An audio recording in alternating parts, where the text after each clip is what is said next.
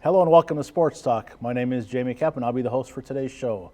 Our guest is Glen Falkenthal. He's the athletic director at Hustisford High School. Glen, welcome to the show. Thank you, Jamie, for inviting me. I appreciate that. Thank you. Certainly happy to have you. How about a little personal background about yourself that you care to share with the viewers? Well, I'm born and raised in Hustisford, lifelong resident there, I guess you could say. Both myself and my wife, Diane, both actually born and raised there at Hustisford. Believe it or not, we used to have a hospital there, so we were both born at the Hustisford Hospital when it was there. Okay? But we have 3 boys, and now we have 8 grandchildren with those 3 boys. So, but everybody's happy, healthy, and they're all pretty local, so we get to see them a lot, as much as we want. So everything's been good. We still live in Hustisford. We have all our lives, and we're happy to be there, happy to be a resident there. Would you ever have imagined as a 16-year-old boy you'd be at your current age of 30 plus and still be in Hustisford? I'm going to say yeah. I'm going to say I never really had any major aspirations of moving away per se. Mm-hmm. I mean, I guess I can give a little bit of a tidbit here that I did go away right after high school. I did attend the Ringling Brothers and Barnum and Bailey Clown College down in Florida for 3 months. Come on. That's a true story, and tried to get into the circus. Didn't turn out, but yes, I did. I was one of the graduates of the clown college there. What would have been the area of expertise? The trapeze? No, not that. No, I would have stayed on the ground. The elephant trainer? No, not even that. No, but I'm ready to hear what some of the options were. No, just a plain old clown on the floor, I guess you could say. But it did turn out, which was all right. And actually, I did do it then on the side. I did some small magic and parties on the side for a few years. And once we started having children, I packed it away. Quite honestly, I've never had it on since. My children have never seen me with it on. Wow. So it's a long time. Our oldest son is going to be coming up on 39 here, whatever. I packed it away once and haven't had it on since. So. Oh, that's incredible. You know, Yeah. my past is a little different. I was a carny when I was in high school. Well, grade school. I was 14 when I started being a carny. We had 3 rides. There were 4 of us. We did the tilt-a-whirl, which is the heaviest ride ever made, a kiddie ride, and the swings. And I'll quietly say, even though we're on the air, no one should ever go on the swings because all you're doing, it's like you're hanging a potted plant up there. And that's all that's keeping it on. Oh boy. There's no squeegeeing or squishing or hammering or anything like that. And that's where I learned a little bit of how to do anything with stick shift. Aha, okay. Because it wasn't manual. The kiddie ride wasn't manual. So we learned a little bit that way. Okay. So yeah, it's just ironic how our paths, we have those crazy things that are a reality for us. Yeah. So, but yeah, like I say, it's my kids have never seen me with it on. They've seen pictures, but they've never seen me with it on. So it's just, Wow. Yeah, but it's a long time ago. That's a long time ago, though. Okay, so let's go a little more recent. How long have you been the athletic director there? This is my 21st year at Hustisford. So I like it. I still enjoy it. When I first got into it, my middle son was just a freshman. So when I took it on, figured, well, I'm going to be at a lot of the games anyway. He was a 2-sport athlete as well as my youngest son was also. And thought, well, I'm going to be at the games anyway. Talked with the wife, and she said, yeah, go ahead. So, of course, they're gone and out of school for many years already, but I still like it. I still enjoy it. I like high school sports. I like I like getting ready for it, I guess you could say, for the game day, however you want to say it. Right. Getting things organized, getting things ready to go. I like having the friendships with many officials, as well as the other athletic directors, mainly in our conference and such. And I enjoy that. I do. I enjoy working with them, and I guess I call a lot of them friends. So I think it happens that way through the years too. And you think about that, like the event planning, and we obviously want our teams to win. Everybody does. But we also understand if we host a good event and the officials are treated well and the visiting team and so forth, as well as our own, that's a successful night. Exactly. I totally agree with you. It is. I'm very happy that I don't think I've had too many black marks against Hustisford for how we treated everyone when they came for a game. The team or the officials, I guess. And that's a pretty nice thing. And we're obviously different when we're younger. We're probably just as competitive. It's just we're wired a little bit differently. There's a little maturity and a little filter, so to speak, or an acceptance that you don't have to control everything. Right. I agree with you. The event planning of getting ready for on game day, whether that's, each time we hosted a Christmas tournament. So as we're taping the show for the people watching, this is in early January 2022, when we had a Christmas tournament, a friend of mine turned the game on and said, hey, I turned the game on, I wanted to see Reedsburg in Germantown or Aquinas in Germantown, and you're on the floor sweeping the floor. Can't you find someone to do that? And until you're in this job, you don't realize, and it's not a bad thing. It gets us a little exercise, and we make sure we do it. And I'd much rather do it than have a custodian come out in front of a gym full of people as well. Right. So, and I've done that not too often, but I've also done the same thing. You just, you do what you got to do. But like I say, I enjoy it, and they haven't kicked me out yet, so I think I'm doing okay there. So, no. Was sports always a big part of your life, or no? Yeah, I'm going to say yeah. I mean, I'm the fourth of 5 boys in my family. I've got 4 brothers, so I'm the fourth of the 5. Okay. And so my 3 older brothers, 2 of them were into sports, and so yeah, I'm going to say pretty much growing up playing sports my whole life. Was never the star. But but I enjoyed it. I really did, and so, and it's even now like today with my kids and even now grandkids starting to come up. I'm not a good golfer. I freely admit that, but I enjoy going. I enjoy going with my boys, and now a couple of grandsons are starting to come along and get into the game, and I always feel that's something that you can hopefully do for a long time. The basketball, baseball, whatever you want to say, you get to play that for a number of years after your high school years or college years. But, there comes a point where that comes to an end, and I think golf is one of those where you can still go and enjoy it and have fun. Well, I fully agree with you, and I put tennis in that same category for me. I've had the opportunity with both of my kids as high school kids and as adults to play doubles tennis with them. Okay. And both with my daughter and my son, and they're both very good. And they're obviously they might think they cover more than the court than I do. They might be under that impression. I'll never admit they might be right. Well, I always told my boys, I said, the reason you guys they're pretty good golfers. I mean, I said, because I showed you when you were young up taking golfing, I showed you what not to do, is what I always tell them. So. Got rid of the bad habits, right? That's right. So. Were there any specific sports that you like to play more than others when you were a kid growing up? I'm going to say I played basketball the most. As far as the sports in high school, I played basketball the most, Okay. And I enjoyed that the most, and actually played some men's league following high school, a few years there. So I guess I'm going to say I enjoyed playing that, yes. How has the sports or the high school through the years changed or remained the same? Well, I guess I'm going to say as far as changed, I think, let's just take basketball, well, maybe even some of the other sports. Faster, I think, overall. I think the kids are, it's a faster game maybe now than what it had been. Obviously, like say with football, the safety thing with the concussion and such, of course, is a lot more on the front line now than what it was, even say when I first started 20 years ago. Oh, it never existed. No, I mean, it wasn't a thing then, and now, of course, and rightly so. I mean, I'm not saying that's right. Bad, rightly so, But yeah, I think the game has gotten quicker, faster. Of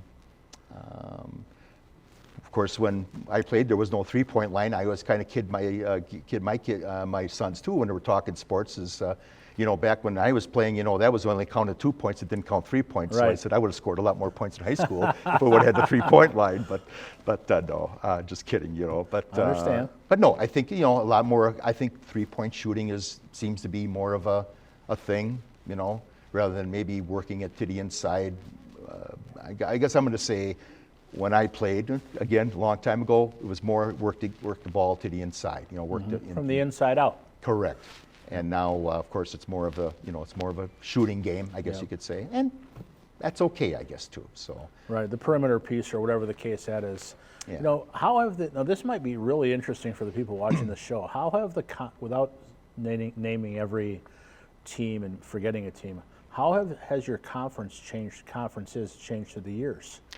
Well, of course, the Trailways, we're currently in the Trailways Conference, and actually that started up right when I came on board.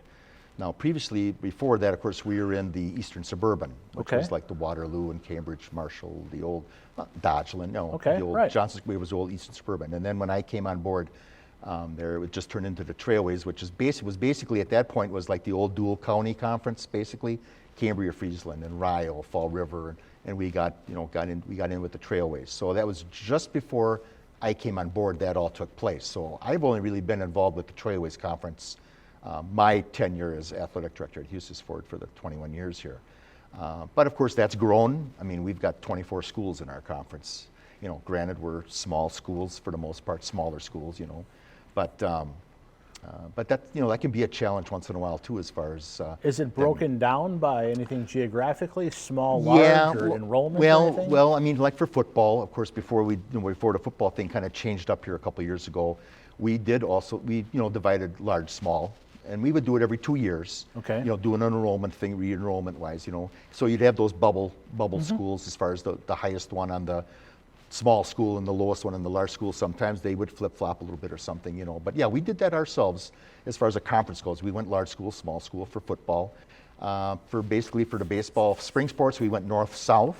Okay. And now currently for like basketball and volleyball and stuff, we've got 3 divisions. We got east, west, and south.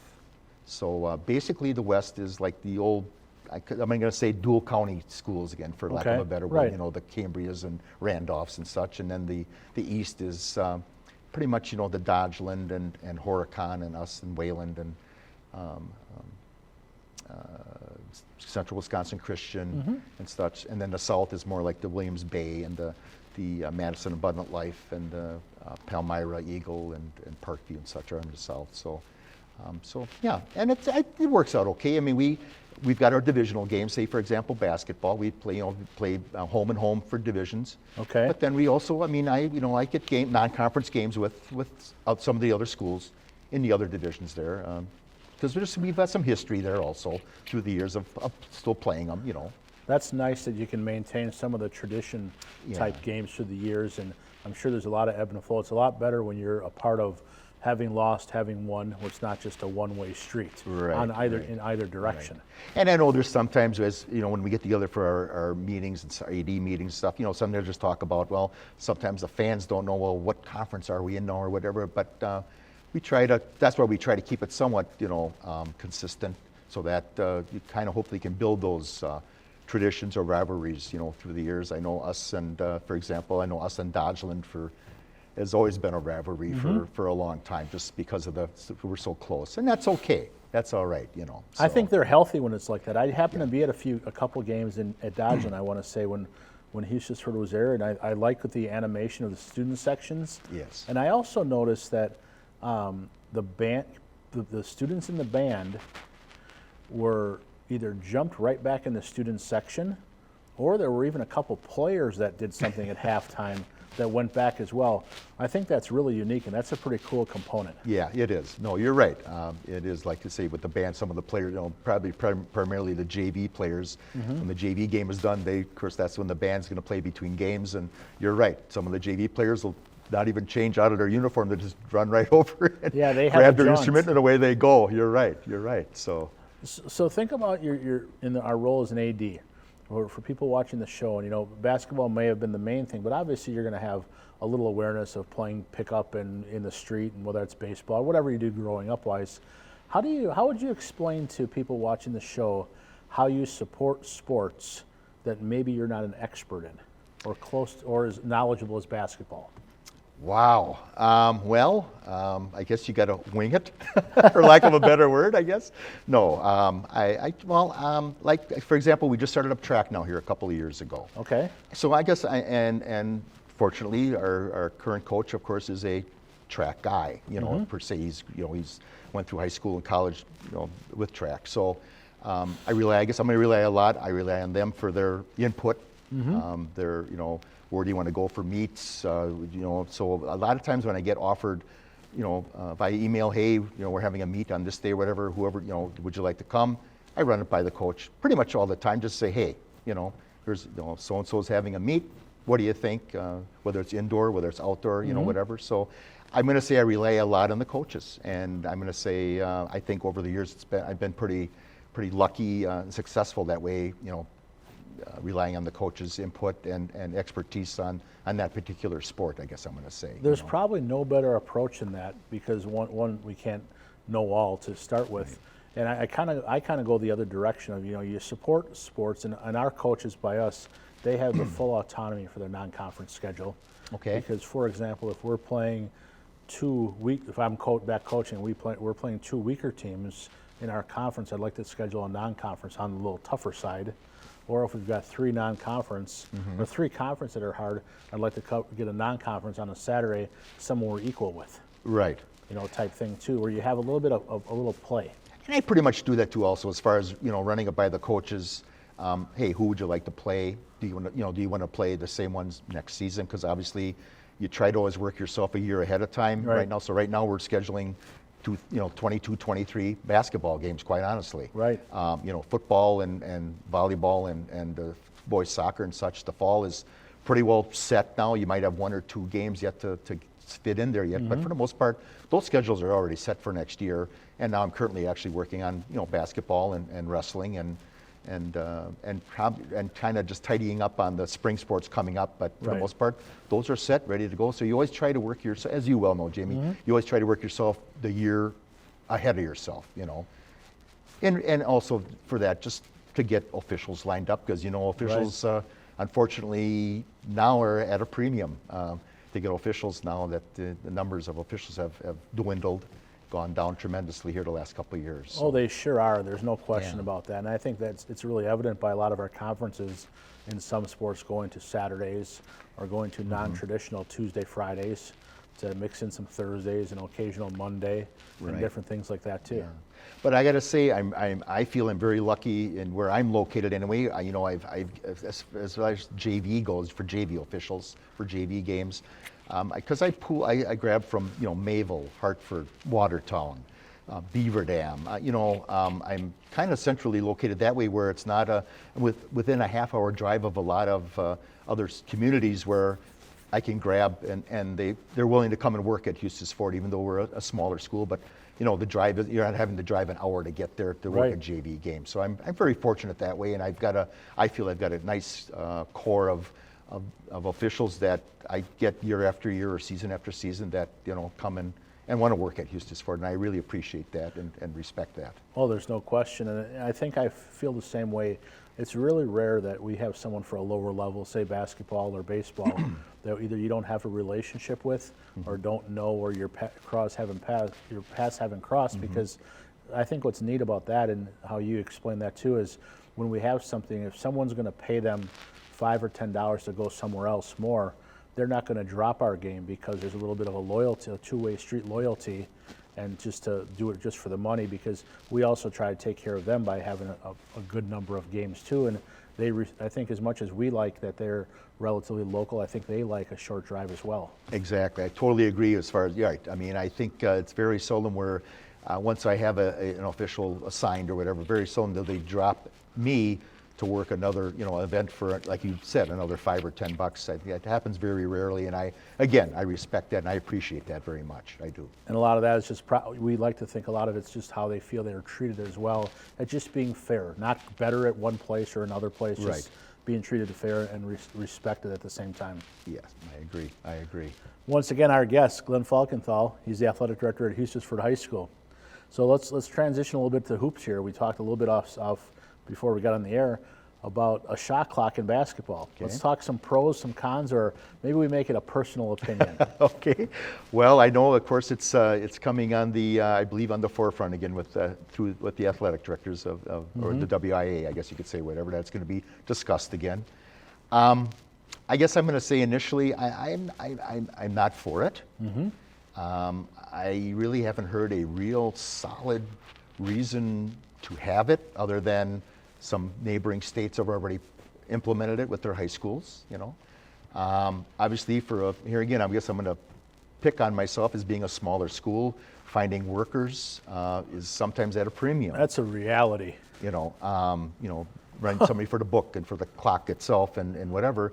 and now you get somebody, now you have another extra person for the shot clock. And again, you know, and granted, I enjoy doing actually the book and the clock, either one for basketball. I enjoy, it's a different way of watching a game, but I enjoy it. But yet, it is a different way of watching a game. I mean, you've got to pay attention to the game. I mean, you can't get involved in the game, but you need to pay attention to the game. And with the shot clock, I think it's maybe even a little bit more, because now you really got to, you know, did the ball hit the rim? Did it not hit the rim? Or when did possession change or whatever? And I don't know, you know, obviously in high school we don't have replay where they can stop play and, okay, let's go look at the monitor and, okay, you know, what time should be on the clock or whatever. Thank goodness we don't have replay. I agree with you. I agree with you, Jamie. But, you know, and there's that, you know, so it's like, and you know, on say, for example, on college games, you know, how many times throughout the game do they stop the clock, the officials walk over, okay, let's get this sorted out with the shot clock, or where should it be or whatever. Boy, if we get it to high school now, I don't know how that would pan out. I know one of the reasons is to help speed up the game, I guess you could say. Quite honestly, in my opinion, I think overall, I don't think a possession lasts much more than 35 to 45 seconds anyway, overall. Now, depending on the situation of the game, probably if you get down to within the last 5 to 8 minutes of the game, depending on what the score's at, a team might slow it down a little bit, take a little more time off the clock. I'll give you that. The other team is forced to foul. Now, to stop the clock, to get to the line, to hopefully get possession back, yeah, that's going to happen. But I think overall, I really think if you really, overall games in general, I think pretty much a possession normally only lasts 35 to 45 seconds. I think in general it does. My opinion, of course. I don't have any solid proof on that, but I think just, you know, from my observations, I guess I'm going to say. So when people ask me, we're going to be in the same camp here. When people ask me or tell me there's a need for a shot clock in high school, you know, I would say poppycock. Okay. Because I don't think there is. Okay. I think it would benefit certain things. I think the negative to it, I think it would rush shots. So you're going to get more junky shots. We're going to force. I think a strong defensive team would benefit from it. You know, for example, I look at our teams and, you know, if a team's playing a zone and a team is more patient on offense, the visiting team, our opponent, sometimes the game is just not as high a score because it's not us stalling, it's just teams are working for a shot. Correct. But if they're going to, it's going to really, I think it's really going to benefit a team that plays strong defense. Yeah. You know, and because now you're going to have some patience, and it's going to have an effect both gender-wise too, a little differently, depending on your team. As well, and the makeup of your team. Then you get to the point where you talked about, I don't know how we'll find someone to work the shot clock, because that's something that you have. I mean, I did a couple games at Cardinal Stritch. Our PA announcer at Stritch was also our shot clock operator. Okay. When I was an assistant coach there, and he was just a gem because he could do both. You can't even make a mistake on that shot clock. You have to have such a high basketball IQ that it's almost impossible. And the downside is you can't enjoy the game. No. You know, you can enjoy the game a certain amount at the scorer's table as you're watching because you're totally invested and you're engaged.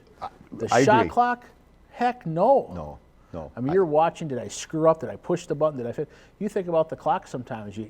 I think I flipped it on, it went off, but you can look up and adjust yourself a second or two later. Correct, right. No, I agree. And you're right. I like your point about rushing or taking bad shots just because they got to get the shot off. And that point actually was brought up at one of the, I went to our area meeting for the WIA in the fall. And that was one of the points that was brought up as far as, you know, rushing shot. You know, kids are going to be forced to take bad shots just because the shot clock's down to, you know, 3 or 2 seconds or whatever you want to say, and they got to just hoist it up just to take a shot. So I think that's a very good point also, Jimmy. I agree with you on that also. Thanks. And the other part I don't think that people think about is the financial or the fiscal aspect, not just the piece of paying somebody, which is a continuous expense, but also having it installed. And depending upon what the situation is for the score clock or the system, and whether it's above or beneath, and whether there's Phi-Ed classes or things like that. Yeah. I mean, there's a lot that goes into this, and it's not like we just have an arena where it's basketball only. I mean, there's every sport imaginable being kicked and thrown during the school day. That's same thing at Hustisford. You're exactly right. We got the same thing going on. I mean, our gym is used, all day long for Phi-Ed and such. You bet. You're right. So it sure is. So I'm not in the camp yet. Hey, this is a great thing. No, but it might be coming regardless of how our opinions are either. Well, you're right. But I mean, like I say, I like I had said before, I guess I really haven't heard a solid rationale for having it other than, well, neighboring states have got it going already, and I don't know if that's real, in my opinion, if that's real solid yet. No, I don't think so. And it would make sense if someone's complaint was, or someone's justification was, we want to get away from like the Dean Smith four corners for the last minute or 2 minutes or something, and then have it be a 45-second shot clock or something. You could at least listen. We could both listen to that piece, because that would make a logical sense. Yeah. To try to have it that way. So you think about this. We talk a lot about basketball because obviously it's a passion for both of us. And then you get to there. Let's talk a little bit about the challenges AD-wise that you have at a smaller school when it comes to pitching in the spring for baseball. Softball is not as much of an issue because of the arm motion. Correct. But also whether it be that or the transportation or adding track. How has track affected baseball or any other spring sports? Well, I think by us there at Hustisford, I think track actually gave some students who probably wouldn't have played baseball. Let's just take baseball for example first, who typically probably wouldn't have played baseball, but it gave them another sport to participate in the spring. And so I think it was a great addition for us. Now, obviously, we don't have a track at Hustisford. So it's we've got, but we make do with as far as the day-to-day practices. We've got stuff there that they can work on. Probably in some people's minds, pretty crude. Okay. but we make it work. And like I had mentioned before, we had our Division III triple jump gold medalist here this past spring with Dylan Keel. So so I guess even if you've got a crude practice facility, it still can work, I guess you could say. It sure can. There was a girl named Deja Jenkins. Her dad coached with me at Juneau in Milwaukee, and she she was a state champion in basketball just about every year. She could go to any school in the country to play basketball, except UConn. So that was her dream, to go to UConn. So instead, she went to UConn and ran track. And she was the Big East runner of the year back then when they were in the Big East. And at Dominican, they ran on the sidewalks. They didn't have a track either. Okay. And so it shows that it's not just the facility or just that training opportunity. Yeah. Just as we get close to wrapping the show up, I just want to touch on a couple of things. Sure. So you think of all the years you've been in high school, of being involved that way. When I think of high school and I think of like Division III athletics, what intrigues me and keeps me going is the purity of it. What keeps you going? Well, I still enjoy, I think I enjoyed like the relationships built with officials, other athletic directors and such, other school personnel. I enjoy that. I do. I enjoy the friendships built and working out. I know it sounds like a pain sometimes to reschedule a game due to whatever the reason is, but it's fun to there again working with my fellow athletic directors on working out some issues and such. And like I say, I enjoy the game day, getting ready for it and making sure everything is ready to go. And when people walk in, it's, hopefully we're putting out a good product, all the way around, I guess I'm going to say. So. Well, there's certainly a pride piece to that. The last few thoughts are yours here as it relates to, say, Hustisford athletics and Hustisford as a community and the support that's shown through the years with the athletic program. Well, I guess I'm going to have to brag here a little bit because Hustisford, of course, we captured our first Division V boys basketball gold ball here this past spring. Right, incredible. First one in school history for us, both boys or girls. My first go around as far as a team state championship, as far as being involved with that. Did they close down the town? No, the sidewalks did not get rolled up. The sidewalks stayed out. They did, but I tell you, we had the support we had though was tremendous. We had a great, of course, the crowd was limited at the up lacrosse, but we had a great crowd at lacrosse for the 2 games there that we were up there. The community support was fantastic. We had a great parade for the kids, for the team when we got home. Main Street was packed. Okay. We had a little celebration up at our community hall afterwards. The community hall was packed. So the community really really rallied around that and really relished it, I guess. And there's still, I mean, we're still doing stuff yet from that, from that accomplishment. And I just want to again just congratulate Coach Otto Hopfinger who took the boat and steered it and got us the gold ball, and he did a tremendous job doing that. So we're real happy about it, and we're still bragging about it. So as well, you should. I can't think of a better way for us to end the show. Just you get a chance to talk about the support and the team and the success and the making history aspect. Yeah, it was great. The community was excellent. It really was. Really, really nice. That's good. Once again, our guest, Glen Falkenthal. He is the athletic director at Hustisford High School. This concludes another edition of Sports Talk. Until next time, keep talking sports. Glen, thanks for being here. Thank you for having me. Thank you.